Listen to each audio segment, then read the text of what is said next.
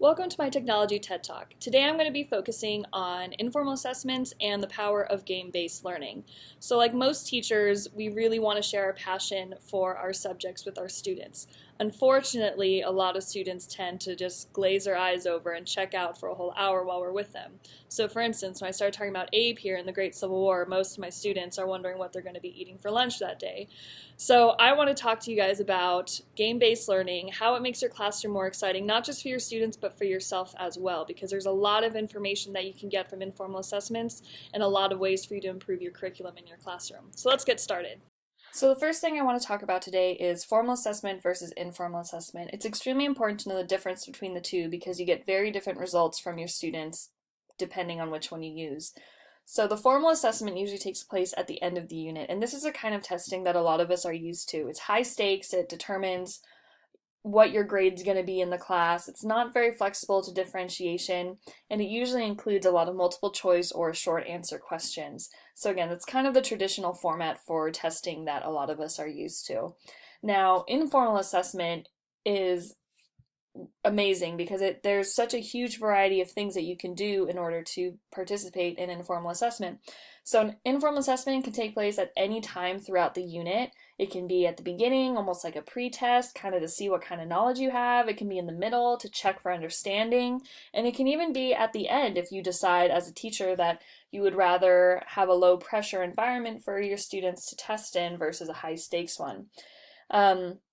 It allows a lot of room for differentiation because informal assessment has a lot of different formats. You can do true-false questions, you can do some type of project and see what kind of information they grab. It's really up to you as an educator how you decide to assess your students. So it's really great if you have a classroom full of students that need that kind of differentiation. And another great thing for us educators with informal assessment, it provides a lot of insight into student understanding before the end of the unit.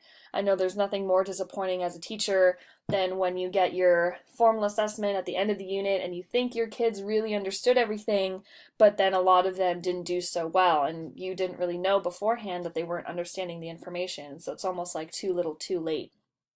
So informal assessment is super beneficial for both students and for teachers.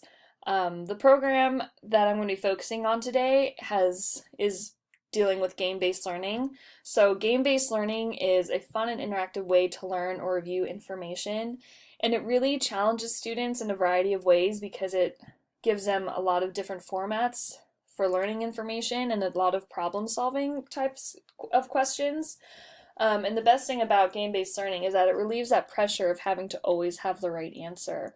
So I know as a teacher, sometimes when I check in with my students, I'll ask, an open-ended question to the classroom, and I'm usually met with, scared and intimidated faces because everyone's a little bit afraid of being wrong because nobody wants to get called out for having the wrong answer.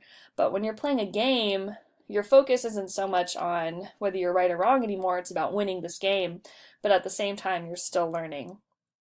So the first program I'm going to be talking about that includes informal assessment and game-based learning is Quizlet Live. Now, Quizlet is an amazing program because as a teacher, you can provide students with a whole bunch of terminology and they can work with those terms at home, in school, whenever they have the time to do so.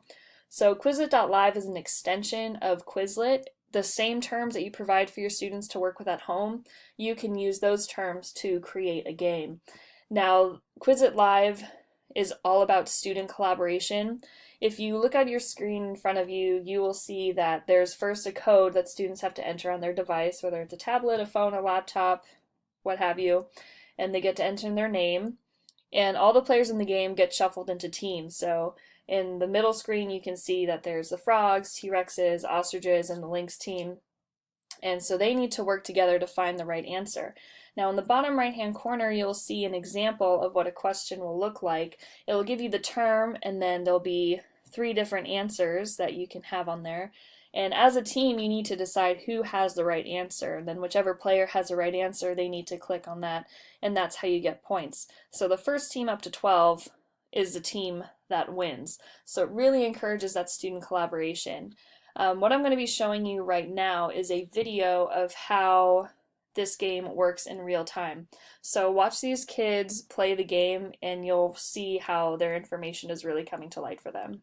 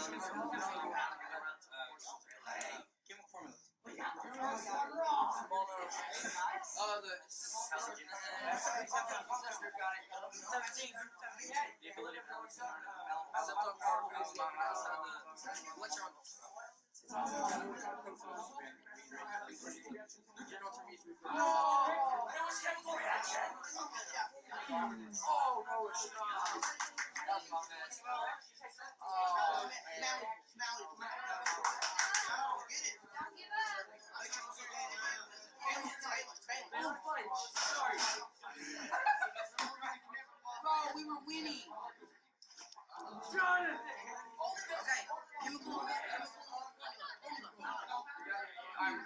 Go, go, go, go, go!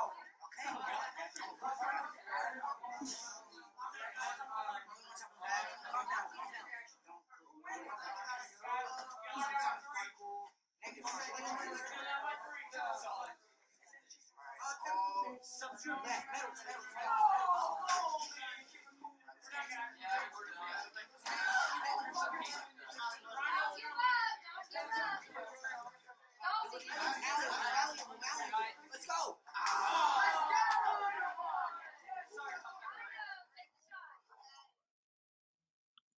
So as you guys can see from that quick video, all the students were super engaged. It was the last period of the day and so for a lot of teachers, it's sometimes the roughest time of day because everyone's kind of just watching the clock wanting to leave the class.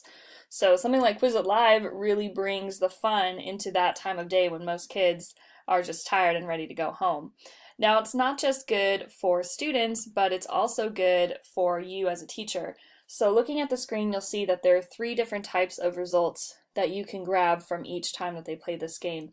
On the left, you'll see that there's a section for terms that students get right 0 to 10% of the time. So these are the terms that they have a really difficult time with. And that's a huge eye-opener for teachers because you can really see what your students aren't understanding and you can take the time to review that information with them and when otherwise you might not have known. In the middle, you'll see the terms that students get right 50 to 75% of the time. So they're not getting it wrong all the time, but they're still a little bit shaky on the understanding of that material. And so that you can decide whether you want to spend another lesson on it or just revisit it really quickly. It's up to you. And then last but not least, on the right, you'll see there's the terms that students get right 90 to 100% of the time. And you can look at that screen and say, all right, my students understand this. I don't need to spend more time on it because clearly they're getting it right very often. I need to spend more time on the other material that they aren't doing so well with. So that's Quizlet Live. The next one I want to talk about is called Kahoot. Now, Kahoot is very similar to Quizlet.live, but it has a little bit of a different format. It's kind of the same thing. Students enter in their PIN, they give a student nickname or they just use their name, and then they start taking this little informal assessment. But it's a game. They have to compete against other students to get the most points. Now, students can work individually or they can work in a group with somebody. It's up to them how they decide to play. It's also up to you as a teacher if you want individual student results or group results. But this one, unlike Quizlet Live, students can't use this one at home. It can only be set up in your classroom. But the information that a teacher gets from playing this game with their students is incredibly important, and you're going to see that in a little bit. What I have for you now is a video for how Kahoot works inside a classroom, so take a minute to watch this and you'll see how students also interact greatly with this game.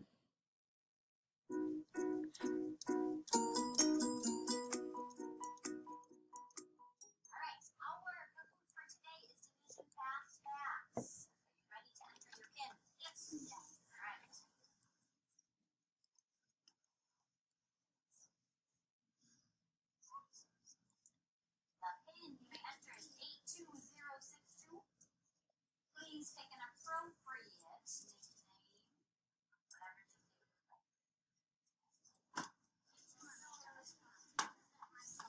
Question number 1, 63 divided by 9. Whisper to your partners the house.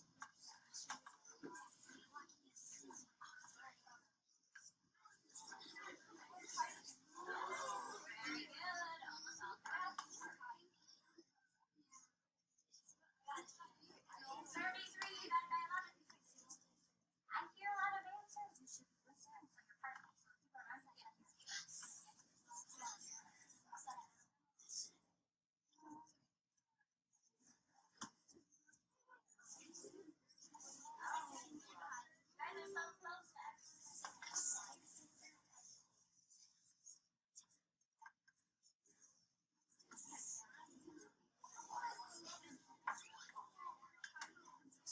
and the winner is private.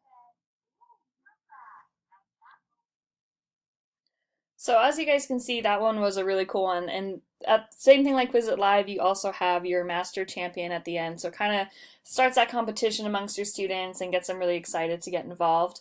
My favorite thing about Kahoot, so Quizlet Live, you saw that you had general student results. What you're looking in front of you are the results that you can get from the Kahoot program. And so this is an example test, well, not test, but an example game that I played with my students, and it had to do with our World War II unit, and this is something that I did as a review before their formal assessment.